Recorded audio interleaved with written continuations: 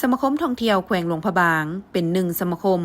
ที่เป็นขัวโตระหว่างภาครัฐกับหัวหน่วยธุรกิจด้านการบริการการท่องเที่ยวเพื่อทอนโฮมความสามัคคีที่เข้ามาลงทุนในแขนงการท่องเที่ยวเช่นบริษัทท่องเที่ยวโรงแรมเฮือนผักห้านอาหารแหล่งท่องเที่ยวและอื่นๆภายใต้การคุ้มครองของแผนกวัฒนธรรมและท่องเที่ยวแขวงทั้งนี้ก็เพื่อเป็นการปกปักรักษาความสะอาดสวยงามและรักษาสิ่งแวดล้อมตามสถานที่ต่างๆท่านกงจักกีพันธสมบัติประธานสมาคมท่องเที่ยวแขวงหลวงพระบางได้ให้สัมภาษณ์เมื่อบ่ดลมานี้ว่าสมาคมท่องเที่ยวแขวงหลวงพระบางสั่งตั้งมาแต่ปี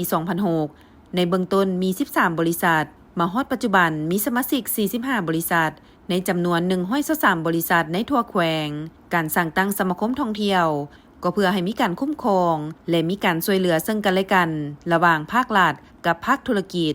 ได้ร่วมกันปกปักรักษาความสะอาดสวยงามรักษาสิ่งแวดล้อมตามสถานที่ต่างๆสมกับว่าเป็นเมืองท่องเที่ยวเมืองมรดกโลกเพื่อให้นักท่องเที่ยวเข้ามาท่องเที่ยวแล้วประทับใจปัจจุบันอยู่แขวงหลวงพระบางระดับการบริการของโรงแรมมีระดับ2ดาวจนฮอดระดับ6ดาวพร้อมนี้การเดินทางของนักท่องเที่ยวส่วนหลายแม่นขี่รถไฟลาวจีนซึ่งสร้างความสะดวกสบายในการเดินทางไปมาระหว่างนครหลวงพระบางหาแขวงต่างๆตามข้อมูลของแผนกวัฒนธรรมและท่องเที่ยวในระยะ5เดือนต้นปี 2025 ผ่านมา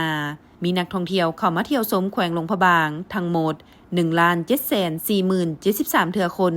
เทียบใส่ระยะเดียวกันของปีผ่านมาเพิ่มขึ้น 981,678 เทื่อคนถ้าเทียบใส่แผนการปีที่กำหนดไว้บรรลุได้ 60.84 ส่วนห้อยในนี้มีนักท่องเที่ยวภายใน 685,377 เทื่อคนเทียบใส่ระยะเดียวกันของปีผ่านมาเพิ่มขึ้น 412,326 เทื่อคนเทียบใส่แผนการปีบรรลุ 66.13 ส่วนห้อยและนักท่องเที่ยวสากล 1,54,697 เทื่อคนเทียบใส่ระยะเดียวกันของปีผ่านมาเพิ่มขึ้น 569,353 เทื่อคนเทียบใส่แผนการปีบรรลุได้ 57.82 ส่วนห้อย